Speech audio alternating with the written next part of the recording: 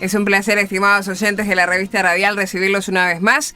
La canciller alemana Angela Merkel reconoció haber cometido un error y pidió perdón por haber intentado endurecer las restricciones contra el COVID-19 en Alemania en la Semana Santa, con el cierre de comercios y oficios religiosos.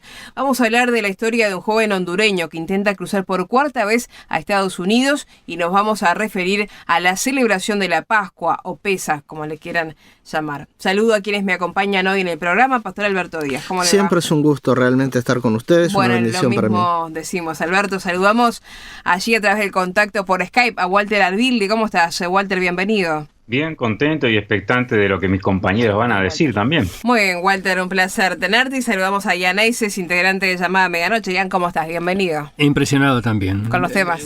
Con los temas. Ya la segunda Pascua en cuarentena, así que vamos a ver qué nos depara el futuro. ¿Cómo se celebra? Saludamos en la producción técnica a Robert Brasil y que les habla Victoria Pereira. Además agradecemos a Carlos Morti también por la asistencia técnica.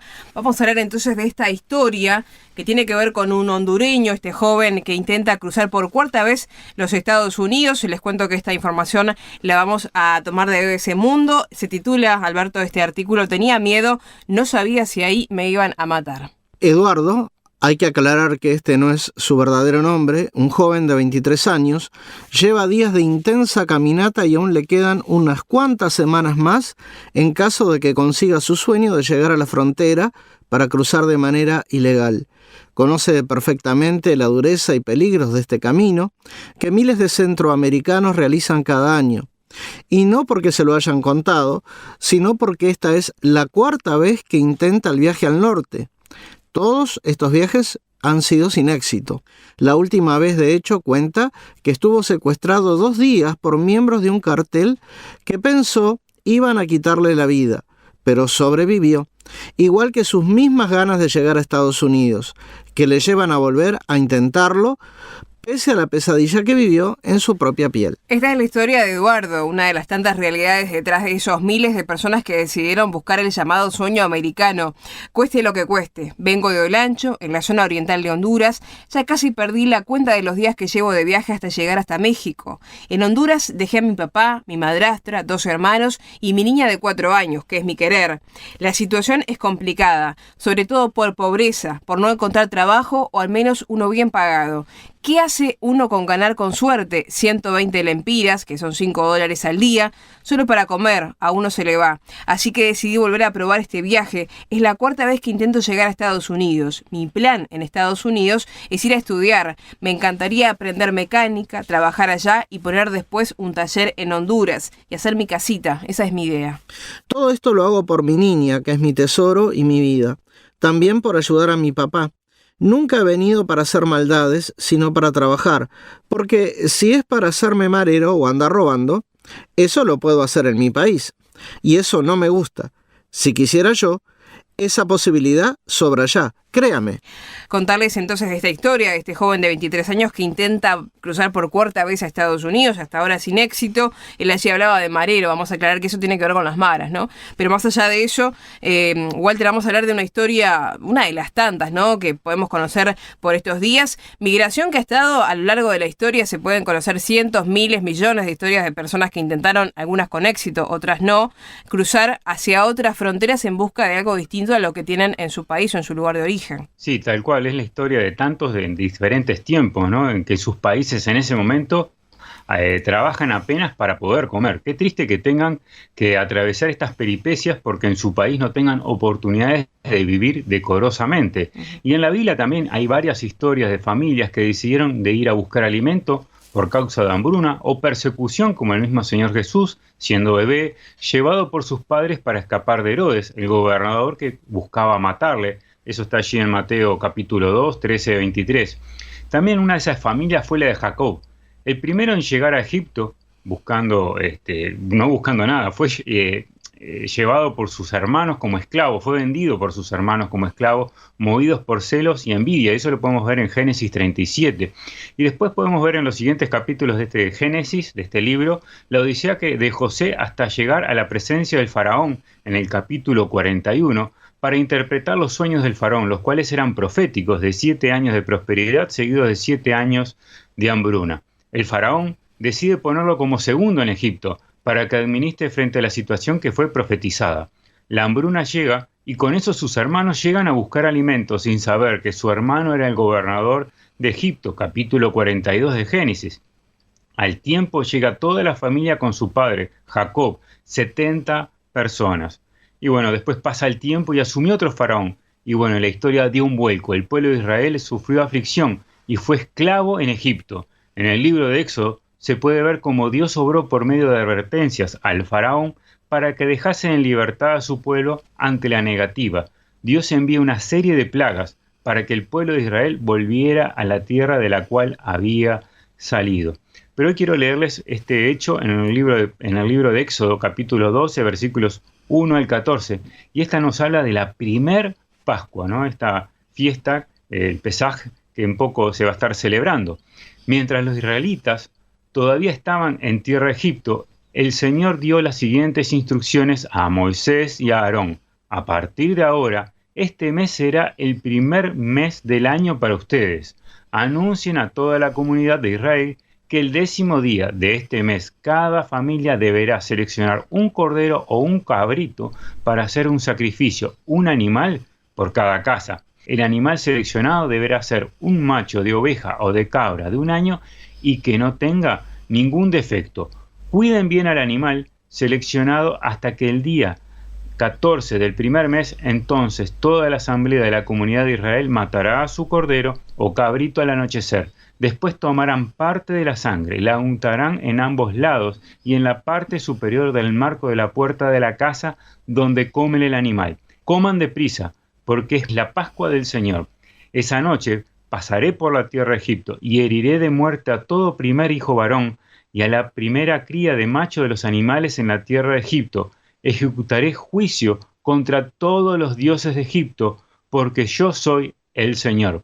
Pero la sangre sobre los marcos de las puertas servirá de señal para indicar la casa donde ustedes estén. Cuando yo vea la sangre, pasaré de largo, y esa plaga de muerte no los tocará a ustedes cuando hiera a la tierra de Egipto.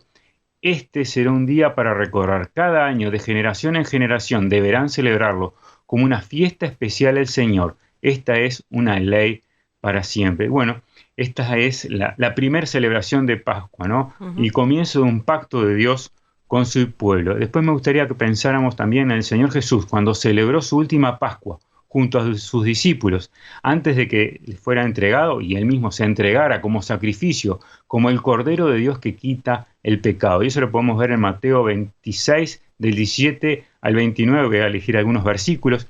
El primer día del Festival de los Panes sin Levaduras, los discípulos se acercaron a Jesús y le preguntaron: ¿dónde quieres que te preparemos la cena de Pascua? Al entrar en la ciudad les dijo: verán un cierto hombre, díganle al maestro, dice: mi tiempo ha llegado y comeré la cena de Pascua con mis discípulos en tu casa. Al anochecer, Jesús sentó a la mesa con los 12. En el versículo 26 dice: mientras comían, Jesús tomó un poco de pan y lo bendijo y luego lo partió en trozos, los dio a sus discípulos y dijo: tómenlo, cómanlo, porque esto es mi cuerpo. Y tomó en sus manos una copa de vino y dio gracias a Dios por ella. Se la dio a ellos y dijo: cada uno de ustedes beba de la copa, porque esto es mi sangre, la cual confirma el pacto entre Dios y su pueblo. Es derramada como sacrificio para perdonar el pecado de muchos. Acuérdense de lo que les digo: no volveré a beber vino hasta el día que lo beba de nuevo con ustedes en el reino de mi Padre. Jesús nos abrió una entrada al reino del cielo por medio de este nuevo pacto. Lugar donde no habrá más sed, hambre, esclavitud, opresión, tristeza, dolor ni maldad. ¿Quieres tener esta ciudadanía? Para entrar a ese reino no es clandestinamente, solo por medio de Jesús podemos acceder. En Juan 14:6, Jesús dice así: yo soy el camino, la verdad y la vida. Nadie puede ir al Padre si no es por medio de mí. Seguimos adelante en la revista Radial. Vamos a hablar del pedido de perdón de Angela Merkel, la canciller alemana. Angela Merkel reconoció haber cometido un error y pidió perdón por haber intentado endurecer las restricciones contra el COVID-19 en Alemania en la Semana Santa con el cierre de comercios y oficios religiosos. La tercera oleada epidémica se volvió un vía crucis para la canciller, cuyo partido está en caída libre en las encuestas hasta el punto de volver a barajar las cartas a 6 meses de las elecciones que marcarán el final de sus 16 años al mando de Alemania. En una elocución solemne, la canciller hizo el mea culpa. Un error debe llamarse error, dijo ella, y sobre todo debe corregirse. Este error es únicamente mío, admitió Merkel, pidiendo perdón a los alemanes antes de acudir a la Bundestag, la Cámara Baja del Parlamento, para una sesión de preguntas y respuestas que se anunciaba tensa. La idea del endurecimiento de las medidas por 5 días durante Semana Santa fue pensada con las mejores intenciones, pero no se puede hacer en un lapso corto, afirmó. La canciller había decidido poner el cerrojo durante el fin de semana largo a todos los comercios y permitir oficios religiosos solo por videoconferencia. La situación es grave, el número de casos aumenta exponencialmente y las camas de cuidados intensivos se vuelven a llenar, advirtió la canciller al terminar la reunión del lunes. Vamos a hablar entonces de este artículo, decimos que lo tomamos ayer El País de Uruguay, de este pedido de perdón, Alberto, de Angela Merkel. Ya lo explicaba muy bien fuera de micrófonos y bueno, esto tiene que ver un poquito con política más local de Alemania, con una situación más bien partidaria, pero más allá de esas circunstancias, que quedará para su momento analizar también, lo que repercutía a nivel general, digamos, es el pedido de perdón de Angela Merkel, que no es común, Alberto, en un político asumir la responsabilidad por lo general. Sí, pero también pedir perdón habla de la calidad de la persona. Uh-huh. Mientras ustedes estaban compartiendo las noticias, yo subrayé esta frase de Angela Merkel. Ella dijo, este error es únicamente mío y pido perdón a los alemanes. Eso es muy importante porque el ser humano tiene la tendencia a excusarse o a echarle la culpa al otro. Y cuando uno pide perdón, realmente está asumiendo que uno hizo algo malo o dijo algo malo. Entonces, la importancia de pedir perdón es mi punto de reflexión en este momento. ¿Forma parte el pedir perdón, forma parte de nuestra práctica cristiana? ¿O pedir perdón es algo que está en desuso? Muchas veces escuchamos esta frase, yo solo le pido perdón a Dios. Ahora, ¿es bíblica esa frase? ¿O es una excusa para no reconocer nuestros pecados? Y cuando uno se hace estas preguntas y quiere saber la verdad, tiene que recurrir a la Biblia. Y en 1 de Juan, capítulo 1, versículo 8, leemos, si decimos que no tenemos pecado, nos engañamos a nosotros mismos y la verdad no está en nosotros. Cuando yo o tú o cualquiera de nosotros no queremos reconocer que yo pequé, es el resultado de estar engañados y no estamos siendo sinceros. En cambio, si confesamos nuestros pecados, Él es fiel y justo para perdonar nuestros pecados y limpiarnos de toda maldad. Ese sí que aparece en 1 de Juan 1:9 es condicional. Para que Dios perdone mi pecado, yo debo confesárselo a Él. Hay un peligro también. En 1 de Juan 1:10 dice la Escritura, si decimos que no hemos pecado, le hacemos a Él mentiroso y su palabra no está en nosotros. Para tener buena salud espiritual, debemos confesar nuestro pecado a Dios porque es la condición que Él nos pone para que nos perdone. Repito, la condición es si confesamos nuestro pecado. En segundo lugar, cuando hay confesión, arrepentimiento, va a haber un deseo también de ir al ofendido para restablecer la comunión. ¿Cómo solucionamos los conflictos según la enseñanza de Jesucristo? Y note que dije cómo solucionamos los conflictos, cómo Jesucristo nos enseña. En el libro de Mateo, capítulo 18, versículo 13, dice la Escritura, por tanto, si tu hermano peca contra ti, ve y repréndele, estando tú y él solos. Si te oyere, has ganado a tu hermano. El método es ir a la persona y arreglar con la persona. Y si la persona pide perdón, bueno, está reconociendo que estuvo mal y está pidiendo perdón, esto ya quedó solucionado. Pero hay un tercer aspecto con el tema del perdón que yo quiero mencionar en este tiempo, y es el tema de la restitución. Y el ejemplo que tenemos en la Escritura es Zaqueo. Una vez que Zaqueo se convirtió al Señor, hubo un cambio interior.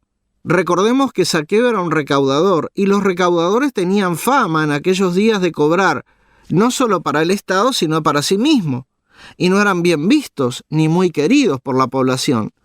Pero después de que Zaqueo recibió a Cristo, hubo un cambio en su corazón expresado con estas palabras.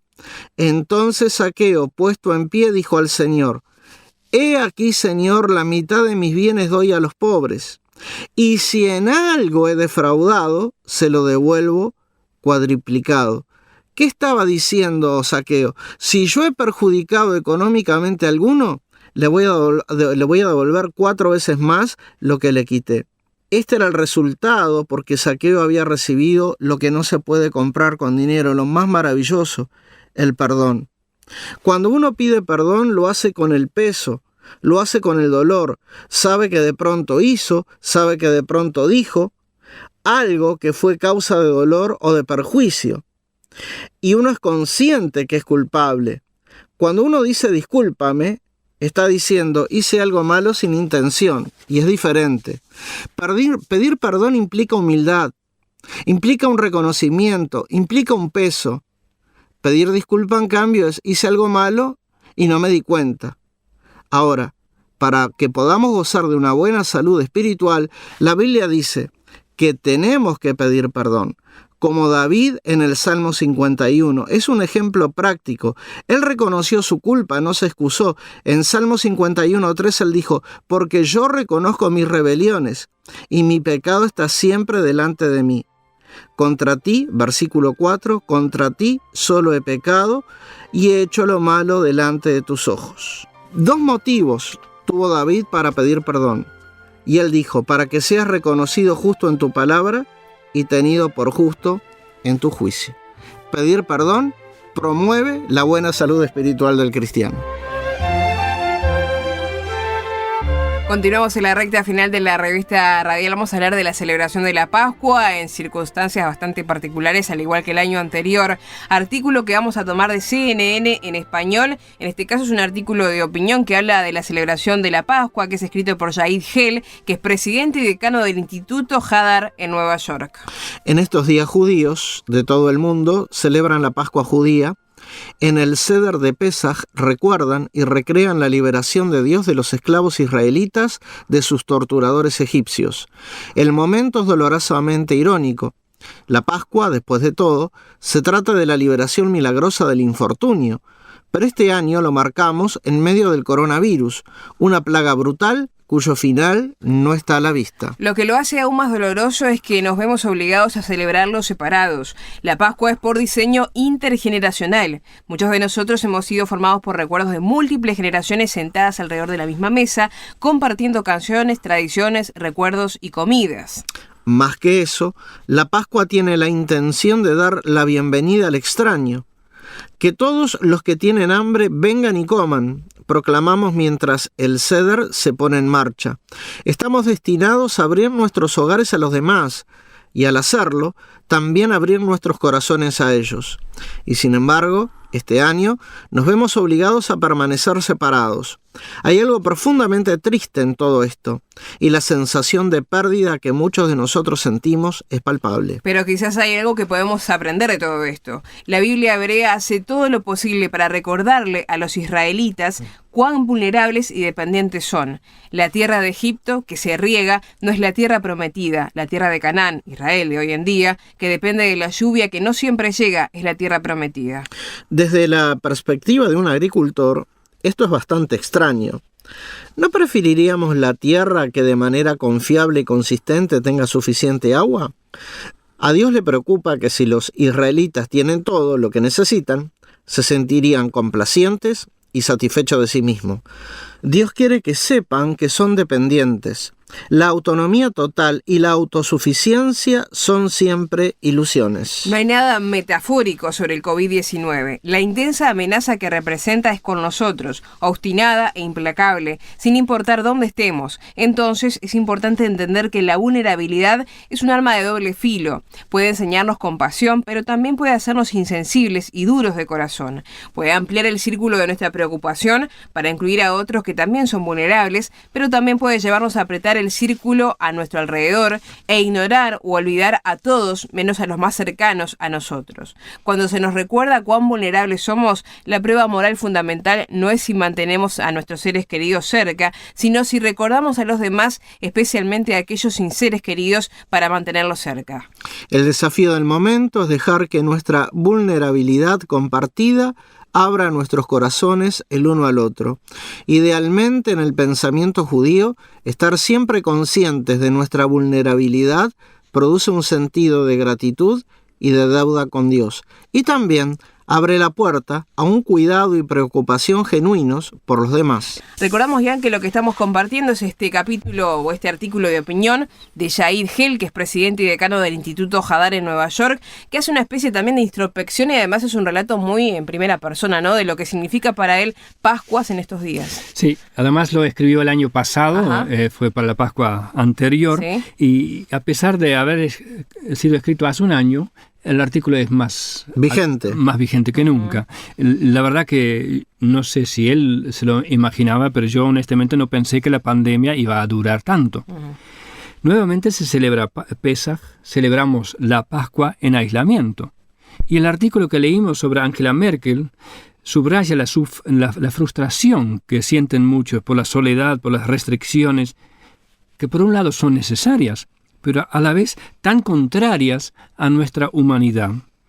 Este año la fiesta de Pascua puede traer un poco de luz a la oscuridad, luz en que celebremos pensando en aquellos fuera de nuestro núcleo más íntimo que están solos y haciéndoles sentirse parte de estos festejos. Luz también porque la Pascua es una fiesta de esperanza, una fiesta de liberación. Luz especialmente en tiempos de una plaga como la presente pandemia.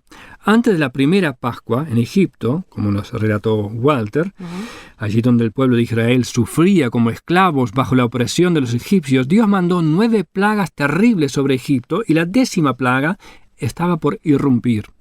En una noche iban a morir todos los primogénitos, los hijos mayores, en toda la tierra de Egipto, excepto en aquellas casas donde había sangre de un cordero untado en los postes y en el dintel de la puerta. Dios había dicho que apartaran un cordero sin defecto y que lo cuidaran bien durante 4 días. Luego, al terminar el 4º día, Dios dijo: entonces toda la asamblea de la congregación de Israel lo matará al anochecer. Ellos tomarán parte de la sangre y la pondrán en los 2 postes y en el dintel de las casas donde la coman. Y luego en Éxodo 12:13 leemos: la sangre les será a ustedes por señal en las casas donde estén. Cuando yo vea la sangre, pasaré de largo. Y ninguna plaga vendrá sobre ustedes para destruirlos cuando yo hiera la tierra de Egipto. Esta frase, cuando yo vea la sangre, pasaré de largo. Pasaré. De allí viene el nombre Pesaj o pasa. Dios pasa de largo. Dios no juzga. Dios hace una excepción porque ve la sangre. En todas las casas de Egipto moriría un joven, el hijo mayor, salvo en aquellas casas donde había sangre en los postes de la puerta, en el dintel, porque en aquella casa ya había alguien que había muerto. Un sustituto perfecto murió. 1600 años más tarde, como nos contó Walter, el Señor Jesús celebra Pesaj con sus discípulos. Muchos se imaginan aquella escena del famoso cuadro de Leonardo da Vinci, que él pintó 15 siglos después de aquella última cena, así que no era una foto del momento.